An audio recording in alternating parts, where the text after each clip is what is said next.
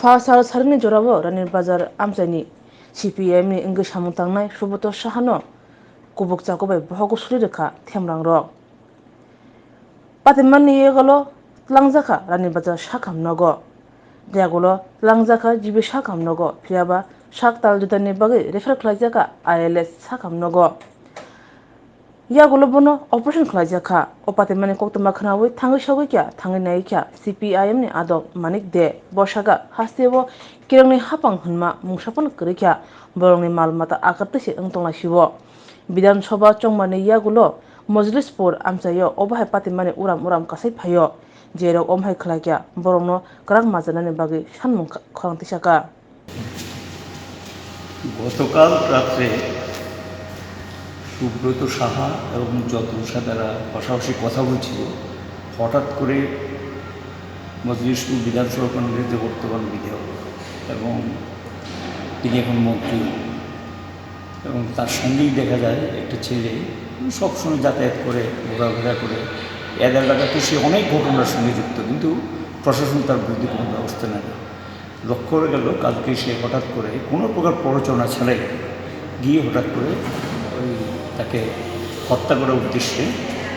ধারাগ্রস্ত আঘাত করে তার সঙ্গে সঙ্গে তাকে রানীবাজার হাসপাতালে নিয়ে যাওয়া হয় রানীবাজার হাসপাতাল থেকে তাকে আনা হয় জিবি হাসপাতালে পর্যাপ্ত ব্যবস্থা না থাকলে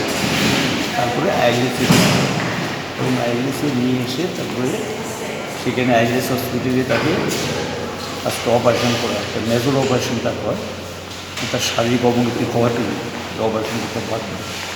গতকাল রাত্রে আমি আরক্ষা প্রশাসনের উচ্চ অফিসারদের দৃষ্টিতে নিয়ে গেছি কিন্তু আজ পর্যন্ত কোনো কাউকে গ্রেফতার হয়েছে বলে জানা যায় যে যারা এই ঘটনার সঙ্গে যুক্ত রানীবাজার অনেক দিন যাবত এই ধরনের ঘটনা চলছে দুর্বৃত্ত যাবে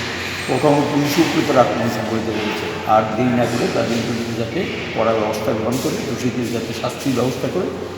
এবং তার চিকিৎসার ব্যাপারে আমি ডাক্তারদের সঙ্গে কথাবার্তা বললাম যাতে তার চিকিৎসার কোনো গাফিলতি না থাকে সে যাতে অন্তত সুস্থ হয়ে বাড়িতে ফিরে যেতে পারে সেই ব্যবস্থা দিতে পারে এবং আরক্ষা প্রশাসন গতকাল রাত্রের ঘটনা এখন পর্যন্ত কোনো গ্রেপ্তার করেছে বলে জানা নেই এবং এই জাতীয় ঘটনা অতীতেও চলছে এখনও চলছে এবং এটা একটা দুর্বৃত্তদের স্বর্গরাজ্য পরিণত করেছে রানীবাজারটাকে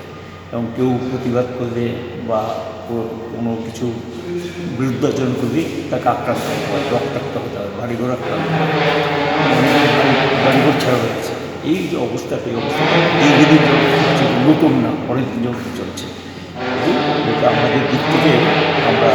পার্টির পক্ষ থেকেও প্রতিবাদ করছি আমার নিজের পক্ষ থেকে এটাও প্রতিবাদ করছি তার অভিভাবকও প্রতিবাদ করছি এর মধ্যে এটাকে নানা ধরনের যারা আক্রান্ত এবং তাদের পরিবারের লোকজনের সঙ্গে সকালবেলা এসেছিল কথাবার্তা হয়েছে তাদেরও বক্তব্য যাতে আসামিদের দুর্বৃত্তদের দ্রুত গ্রেপ্তার করা হয়